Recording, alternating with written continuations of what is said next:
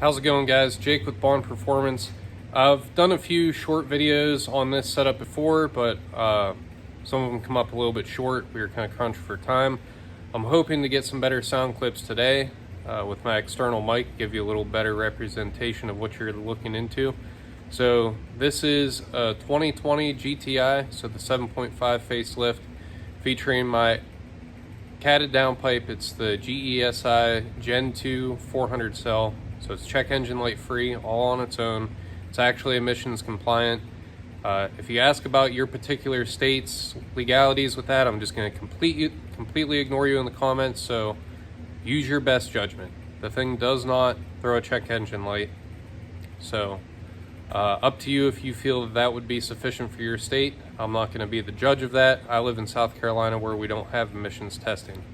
With that said, it supports 500 horsepower. And I'll give you an overview of it.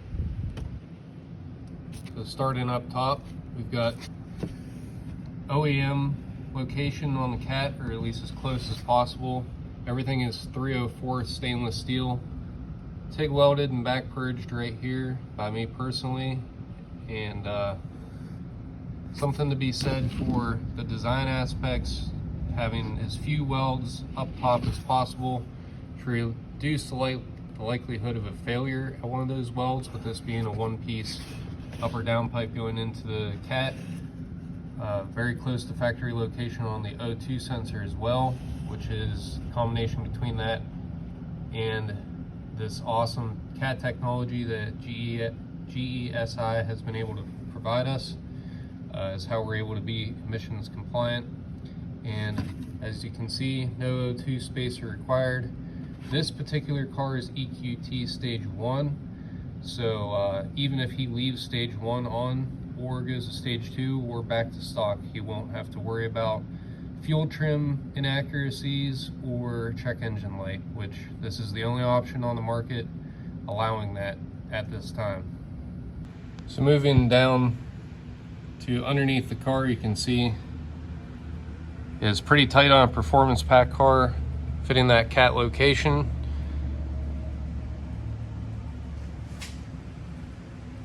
And plenty of clearance throughout. This is an optional part, replacing the factory resonator, which is inadequate. I can grab a flashlight and show you inside there. Factory resonator being inadequate due to, you can see that there is only a single row of holes to connect the inner and outer chambers.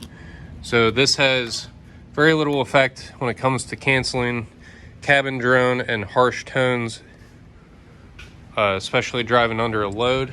So the now famous Vibrant Mk7.5 resonator, shown here in my OEM fitment resonated mid pipe, takes care of that. Bolts on with the remaining factory catback. So just like installing a resonator delete, one simple cut. OEM style clamp for the facelift cars, band style clamp for the earlier cars, as the tubing size is different. So yeah, just a good look, a better look than I've previously shown at the installation of these parts, and kind of the how and why.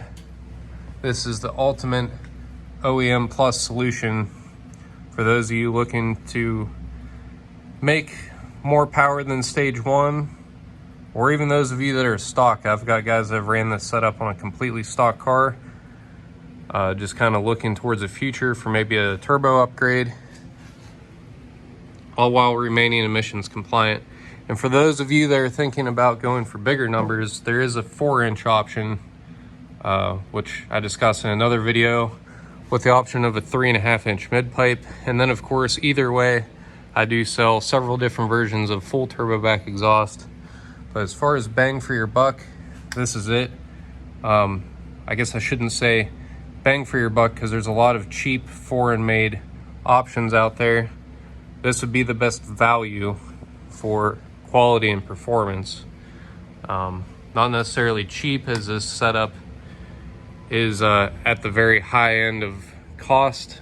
I feel it's in bad taste to give pricing in the video, because the supply chain and market is constantly changing, and as a result, I'm constantly having to update my pricing to keep up with it. But my Facebook page is readily available. Even if you don't have Facebook, you can pop on there, and the pinned post at the top of the page has all of my pricing on all of my parts, and I keep that up to date. So once the owner of the car gets here, I'll let him take a look at this underneath, and then we'll get it down off the lift, and I'll get some driving clips for you guys.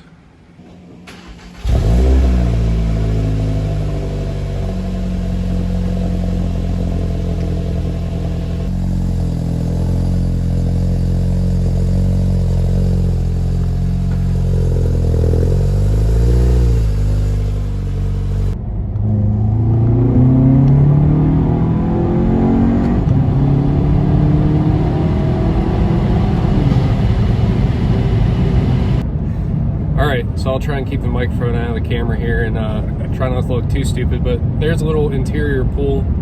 He's got the back seat down, so probably even a little bit louder than you'd normally experience.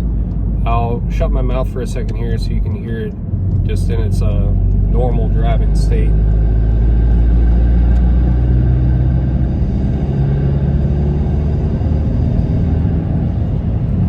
So as you can hear, his IE intake is the noisy part here. The exhaust is still really OEM plus.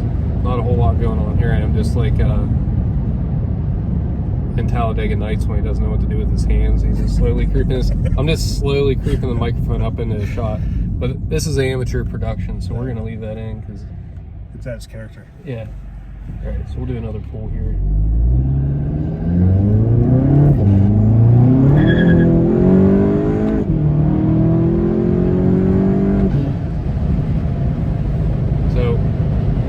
You've got the power, you've got a little bit of sound, just enough to know it isn't stock. How do you like it?